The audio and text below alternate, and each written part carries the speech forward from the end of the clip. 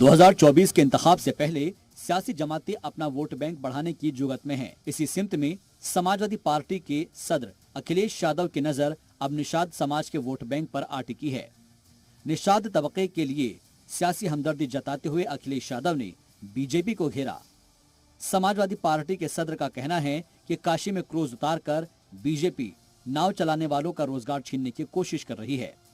वहाँ लोग वैराग्य के लिए, आखिरी समय के लिए, पूजा पाठ के लिए, आध्यात्म के लिए आते हैं और सीखने के लिए आते हैं। लेकिन ये भारतीय जनता पार्टी टूरिज्म और पैसा बढ़ाना चाहती है, पैसा कमाने के लिए व्यवस्था बना रही है। आखिरकार वहाँ के जो निषाद समाज के लोग हैं, जो नाव चलाते थे, नावक थे, उनको क्या लाभ मिलने जा रहा है? उनके लिए क्या सुविधाएं दी गई हैं? क्या बड़े उद्योगपतियों के लिए सुविधा होगी या बाहर से जो कारोबार करने वाले लोग हैं उन्हीं के लिए सुविधा होगी? हमारे नाव चलाने वालों के लिए क्या सुविधा होगी? और इसी तरह जब आपके गोमती रिवर फ्रंट में इस तरह की नाव चलने की कोशिश थी तो उसको क्यों खत्म कर दिया गया? अखिलेश यादव के बयान पर सीएम योगी आदित्यनाथ ने जोरदार पलटवार किया है।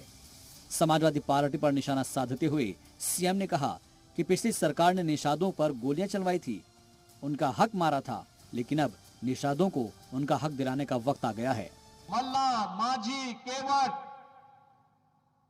या इससे जुड़ी हुई जितनी भी जातियां हैं, इन सब जातियों को उनका पूरा हक दिलाने के उस संकल्प को आगे बढ़ाने का जो निषाद राज पार्टी और भारतीय जनता पार्टी का संकल्प है, उस संकल्प को जब साकार रूप प्रदान करने की कार्रवाई चल रही है तब उत्साह अत्यंत आवश्यक है और उस उत्साह के लिए आप सब आज एकत्र हुए हैं।